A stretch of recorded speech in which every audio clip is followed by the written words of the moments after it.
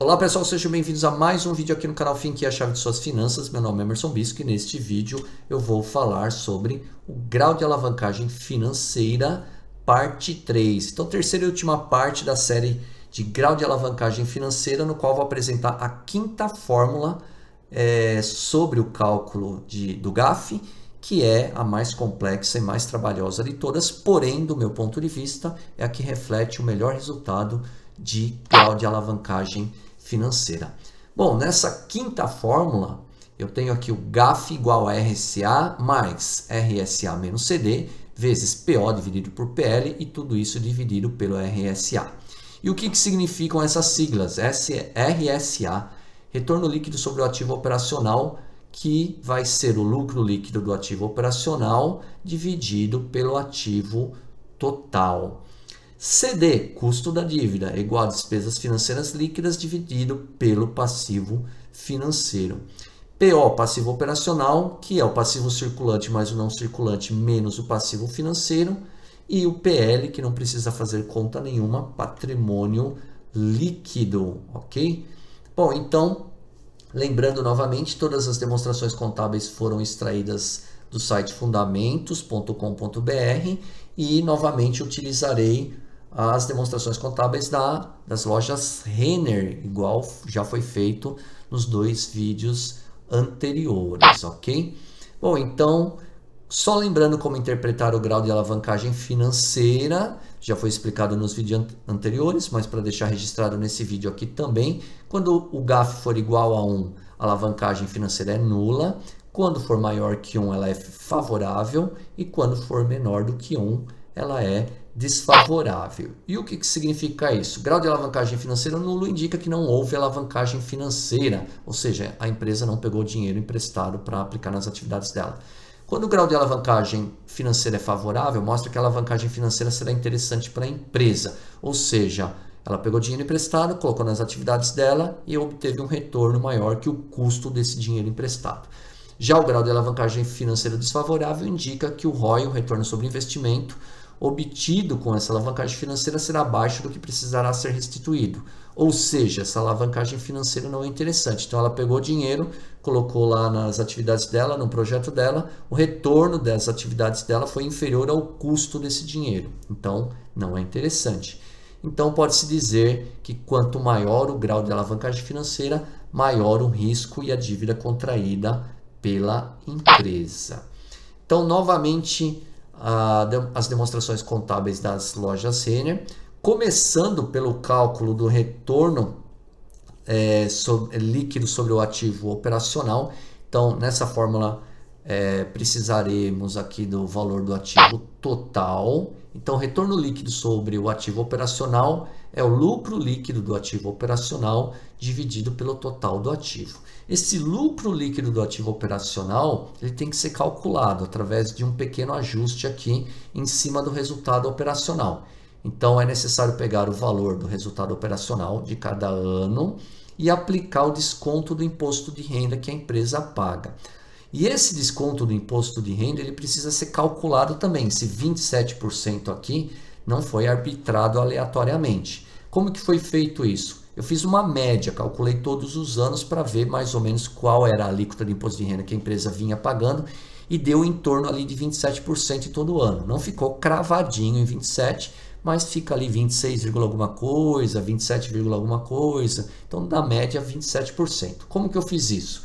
Peguei aqui o valor da provisão do imposto de renda e contribuição social mais o IR diferido e dividi pelo resultado antes das tributações e participações, que isso mostra quanto que a empresa está pagando ali na média de imposto de renda, a alíquota do imposto de renda. Tá? Então, deu 27%.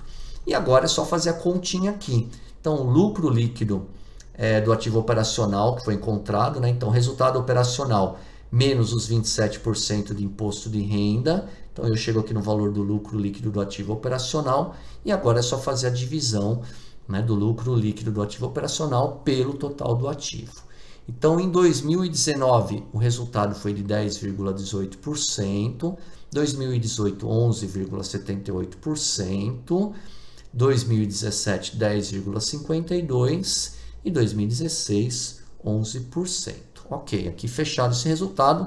Próxima etapa, calcular o custo líquido da dívida, também para colocar lá dentro da fórmula do grau de alavancagem financeira. E o custo líquido da dívida vai ser despesas financeiras dividido pelo passivo financeiro. Então, primeiro precisa se encontrar o valor das despesas financeiras líquidas. Como é que faz isso? Então, vou pegar aqui o valor das despesas financeiras e descontar o imposto de renda que a empresa paga, 27% em cima do valor das despesas financeiras. Por que é feito isso? Porque as despesas financeiras, elas diminuem o lucro que a empresa tem.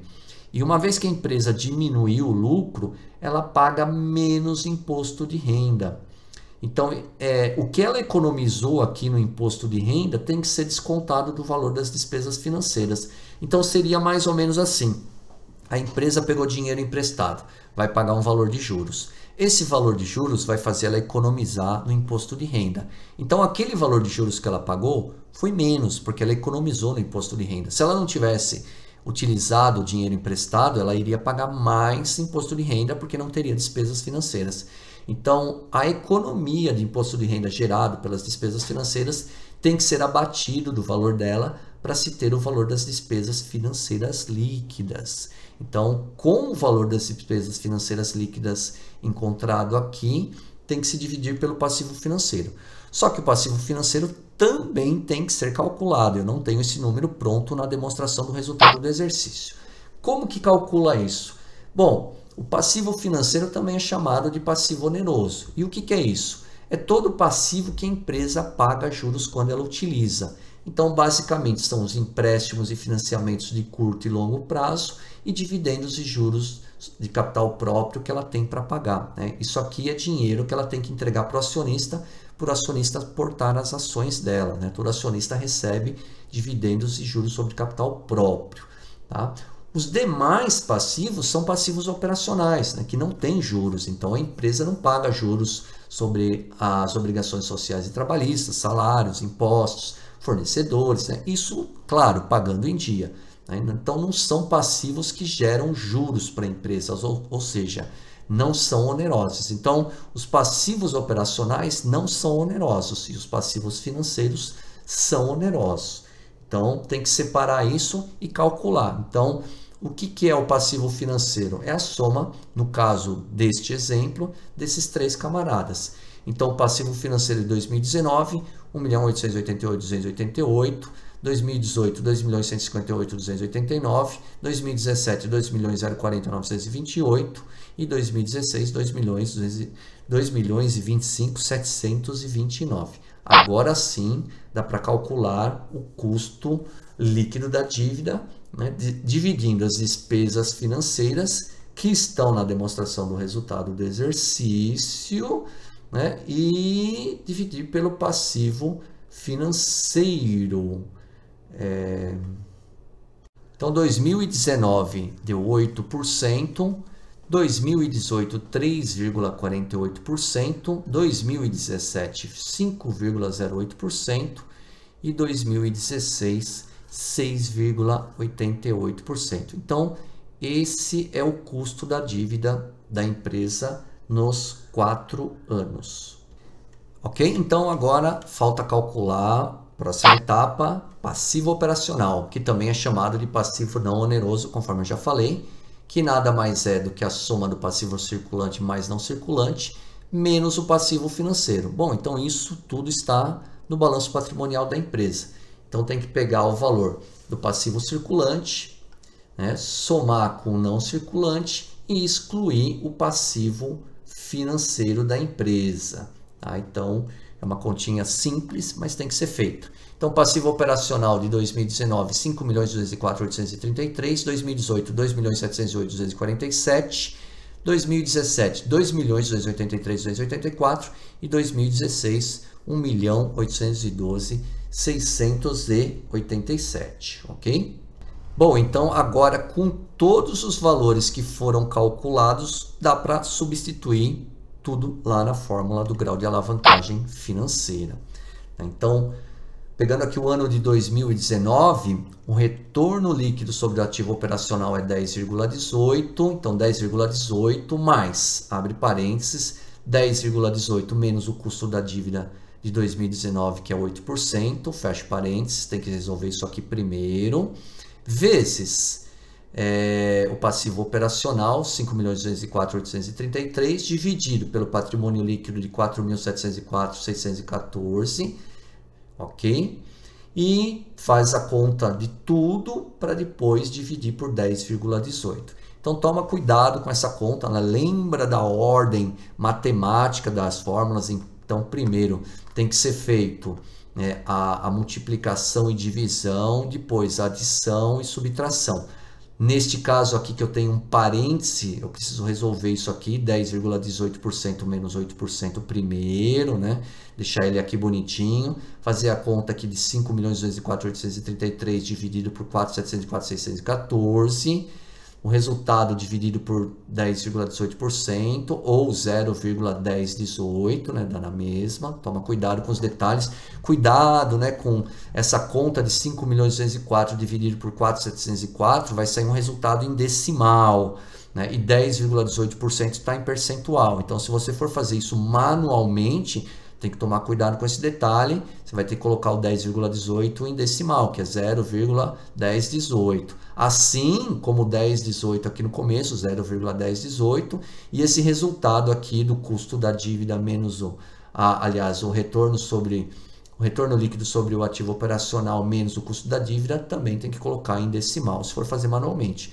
Agora, se você monta essa fórmula no Excel, sem problema nenhum, o Excel entende, né, o decimal percentual, mesmo eles estando formatados de formas diferentes, não tem problema nenhum, tá?